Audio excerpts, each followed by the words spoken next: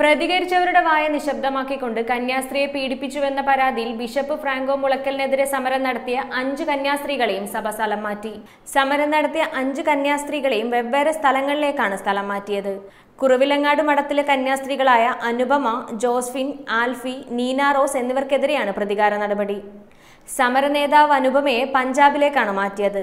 Sister ആൽഫീനെ ഛത്തീസ്ഗഡിലേക്ക് മാറ്റിയപ്പോൾ മറ്റൊരാളെ കണ്ണൂരിലേക്ക് മാറ്റി.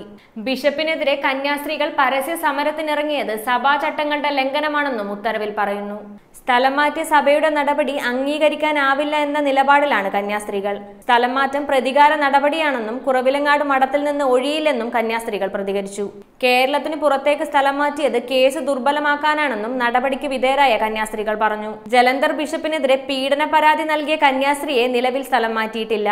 പ്രതികരണങ്ങളെ നിശബ്ദമാക്കാൻ നിങ്ങൾക്ക് കഴിയില്ല. അത് ദൂരെ എവിടെയായാലും നിങ്ങളെ തേടിയെത്തും.